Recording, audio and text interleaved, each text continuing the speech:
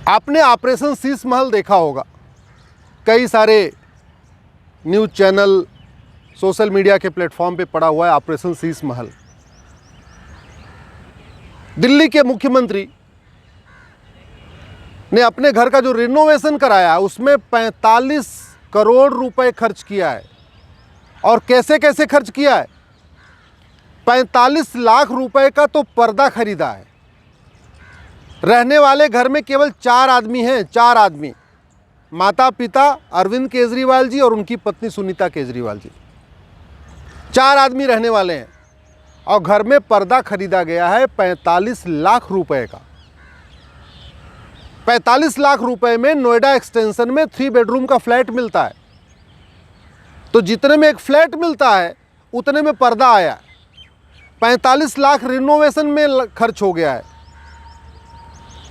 45 करोड़ रुपए, 45 करोड़ रुपए में नोएडा एक्सटेंशन में लगभग 100 फ्लैट मिल जाते हैं। 100 फ्लैट, तो जितना 100 फ्लैट की कीमत है उतने में मुख्यमंत्री जी ने अपने घर का रिनोवेशन कराया।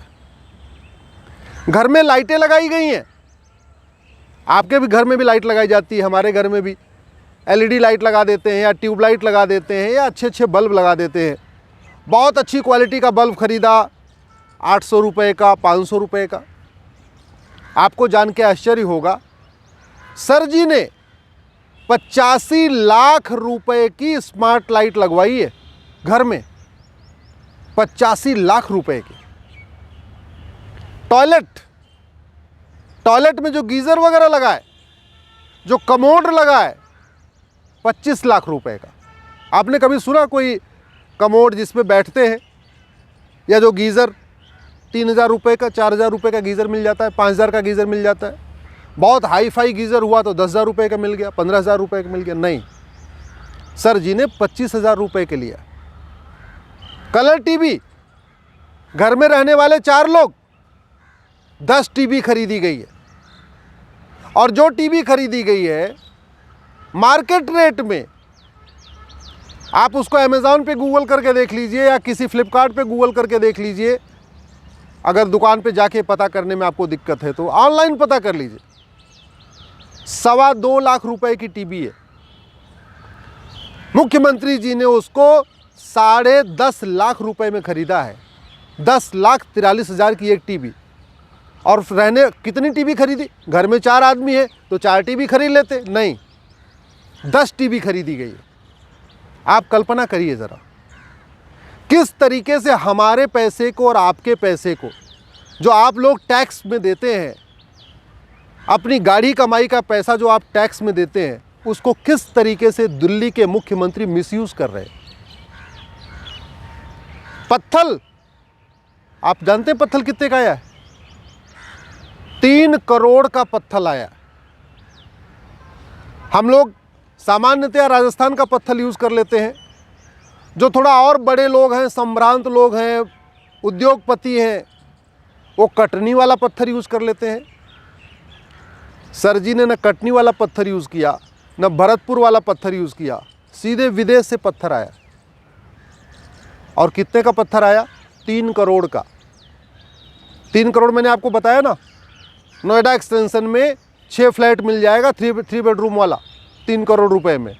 तो जितने में नोएडा एक्सटेंशन में 6 फ्लैट मिल जाएगा 3 बेडरूम का, उतने में सर जी ने पत्थर लगवाया है। टॉयलेट के ऊपर लाखों खर्चा, लाइट के ऊपर 85 लाख रुपए खर्चा, पर्दे के ऊपर 45 लाख का खर्चा, पत्थर के ऊपर 3 करोड़ का खर्चा, मंदिर। मतलब थोड़ी दया नहीं आई दिल्ली के लोगों के ऊपर? आम जनता के ऊपर तरस नहीं आई कि किस तरीके से मेहनत कश लोग, मिडिल क्लास, सैलरी करने जो लोग महीने में कमाते हैं 20,000 रुपये, 30,000 रुपये, 40,000 रुपये, या उद्योग व्यापार करते हैं, किस तरीके से लोग मार्च में बड़े मुश्किल से टैक्स देते हैं, अपना खर्चा कम करके टैक्स देते हैं, लेकिन उस टैक्स के पैसे को पानी की तरीके बहा दिया गया। और मुझे तो ये भी जानकारी है इसमें बहुत बड़ा खेल हुआ है। ये जो 45 करोड़ रुपए का बिल बना है, ये सारा पैसा दिया नहीं है, इसमें वापस भी ले लिया। कुछ लोग कहते हैं कि 20% लिया है, कुछ लोग कहते हैं 40% लिया है। लेकिन बड़ी स्वाभाविक सी बात है, अगर 2.25 लाख रुपए की टीवी 10.5 लाख रुपए में खरीदी जा रही है, तो जो हर टीवी पे 8 लाख रुपए ज़्यादा पे किया गया टीवी वाले को, वो वापस लिया ही होगा।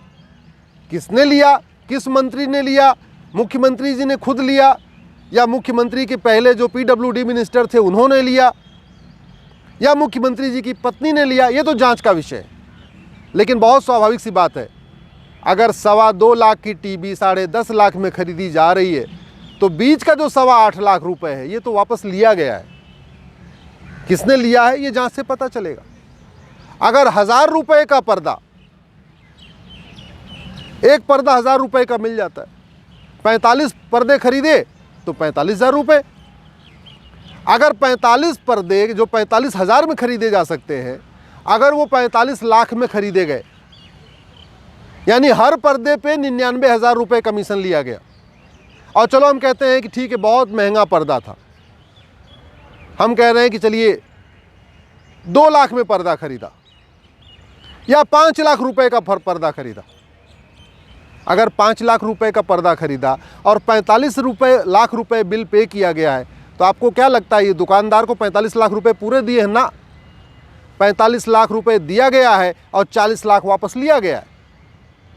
टीवी जो 10 खरीदी गई है, 2.25 लाख रुपए से उसको दे दिया 2.25 लाख के रेट में, और बाद में जो हर टीवी पे 8.25 लाख रुपए एक्स्ट्रा दिया, यानी 10 टीवी पे जो 82 लाख रुपए एक्स्ट्रा दिया, वो पैसा वापस ले लिया। बड़ी सीधी, ये तो सीधी सी गणित। जो 3 करोड़ का पत्थर लगा, ये पूरा 3 करोड़ का लगा नहीं है। ठीक है, 50 लाख का पत्थर लग गया होगा, 60 लाख का पत्थर लग गया होगा, लेकिन बाकी 2.5 करोड़ वापस ले लिया गया। ये स्कैम देख के, ये सुन के, सीधे सीधे कॉमनवेल्थ स्कैम जो कलमाड़ी ने किया था, उस स्कैम की याद आ रही है। कलमाड़ी ने भी यही किया था। 300 रुपए का हैंड वॉश 3000 में खरीदा था। टॉयलेट सीट 25,000 में खरीदी थी, और यहाँ तो 25 लाख में खरीदी जा रही है। मैं इसलिए कह रहा हूँ, ये कलमाड़ी का जो घोटाला है उससे भी बड़ा गंभीर घोटाला है। केजरीवाल जी का घोटाला कलमाड़ी घोटाले से भी ज़्यादा गंभीर है। मैं दिल्ली के लेफ्टिनेंट गवर्नर साहब से रिक्वेस्ट करता हूँ, अपने अधिकारों का उपयोग करें और इस मामले की CBI और ED की जांच का निर्देश दें। मैं केंद्र सरकार के गृह मंत्रालय से रिक्वेस्ट करता हूँ, तत्काल इस पूरे घोटाले की, ये जो केजरीवाल घोटाला है, इस पे CBI और ED की जांच कराएं। और केजरीवाल जी से रिक्वेस्ट करता हूँ, यदि कोई स्कैम नहीं हुआ है, यदि ये 45 लाख रुपए वास्तव में खर्च हुआ है घर के ऊपर, 45 करोड़ रुपए वास्तव खर्च हुआ है, जो आप कह रहे हैं ना 45 करोड़ रुपए खर्च किया, तो या तो आप 1 घंटे के लिए मकान मीडिया के सामने खोलिए, मीडिया को अलाउ करिए 1 घंटे के लिए आपके घर में आके वो देखे, देश को दिखाए ये 10-10 लाख रुपए की टीवी क्या होती है, 85 लाख रुपए की लाइट कौन सी होती है, 45 लाख रुपए का पर्दा कौन सा होता है, 3.25 करोड़ का पत्थर कैसा होता है।